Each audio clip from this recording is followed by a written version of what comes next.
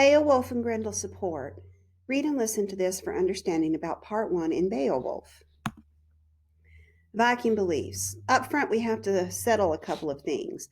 The Vikings had their own religion. It was the Norse religion, and they were pagans simply because they did not adhere to the new religion sweeping through the world, Christianity. Now, we still have that here, and it still continues to be a problem in some nations.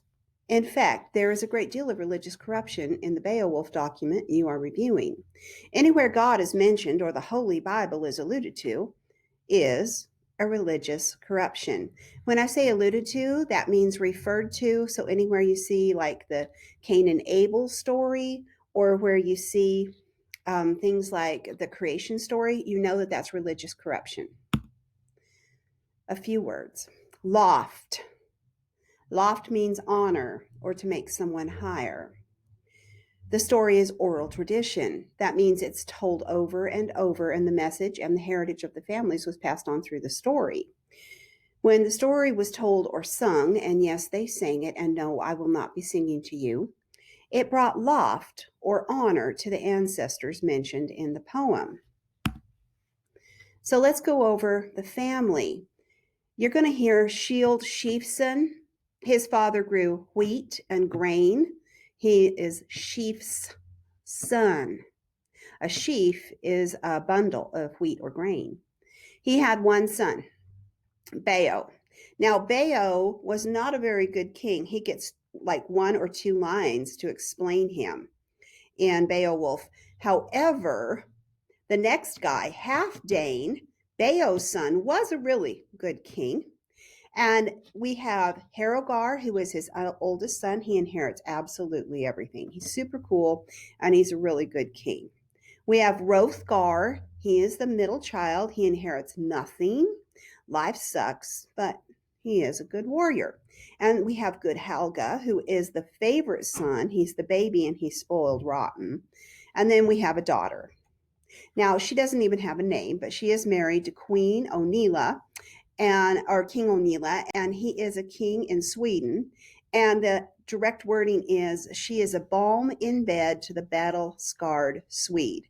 That just means she's really good in bed, which is interesting because later on in the manuscripts, you're going to see that they go on and on about their chestnut horses and their bay horses and their bridles and their saddles and the braids of their horses' manes and how beautiful their horses are, and they can't even give a girl a name. So it hasn't really changed very much. You'll also know that the one that nobody likes is good old Hrothgar. Hrothgar, poor Hrothgar. The only thing he's good at is fighting. So Hrothgar gathers up all the young people and he moves. People flock to his armies. It actually says people flock.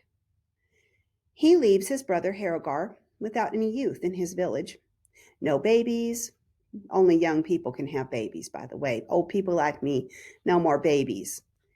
No defenses. So do you think Harogar would be very happy? I think he'd be out for blood. But Hrothgar doesn't care. He just leaves. He wants to have his own kingdom.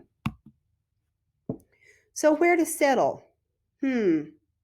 Hrothgar says, let's take all of our Vikings and sail to a new place. And the group says, awesome. And Hrothgar says, well, this looks good. And the group says, what about those people on the hill? Because there were people all over this place. And Hrothgar says, those aren't people. They're monsters. Look at the way they dress. Let's just kill them and take what we want. And his new group says, hey, that sounds good to us. So Hrothgar's band settled there. They ate the game. They cut down the trees. They dug up the soil. Their animals grazed on the land. They built a huge mead hall called Heorot. And then Heorot was where Hrothgar ruled, and he was the king. They also may have fouled the water. Now, here's something that I think happened, but it's not in the document. I think in the middle of all this, perhaps the Vikings may have raped one or two of the Grendel's people. I am saying that the Grendel is a group. I'm going to prove it to you through textual evidence. And then, the Grendel, the native tribe that were the people on the hill, they moved further out to avoid the Vikings. And then more Vikings came. And so the Grendel moved further out to the cliffs and crags and the marshes and the fens, and the Vikings moved in too. And so the Grendel got tired of this mess and sought revenge. Ha ha ha ha ha. So they attacked. The first time they attacked, they kill and butcher 30 men and haul off the meat, and they eat them. Yes, you heard me right. The Grendel practiced cannibalism. Why? I'm so glad you asked. The Vikings ate the game, so the Grendel ate the Vikings. It makes perfect sense. Now, if we're going to talk about cannibalism, you need a basic understanding of the types. There are 3 types, so let's get a couple of facts straight. Auto-cannibalism is to chew on one's fingers, lips, and nails, so we are almost all auto-cannibals. Endo-cannibalism is to eat relatives within one's tribe, and it is an honor. Say your grandmother dies, but she had so much love in her heart, you eat a slice of her heart, that kind of thing. Exo-cannibalism is to take prisoners and to eat them, or to kill them and then eat them, and it's a punishment. So which type of cannibal was Grendel? I think he was an exo-cannibalist. So proof there is more than one Grendel. First attack, he killed 30 men. So we're going to say that each man weighed about 200 pounds. That's 6,000 pounds of man meat. Now butchered, we're going to have about 3,900 pounds of man meat. So can one person carry that much? Nope. You actually need 13 people and ponies. So we have to chop off their heads. We have to remove their fallen guts. We have to remove the hands and feet, maybe the forearms. We have approximately 309,000 pounds of meat and bone.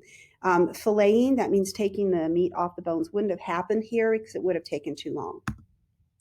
And there's my references. You are reading Seamus Henney's Beowulf, a New Translation, and I'm Candy Hurst. Thank you.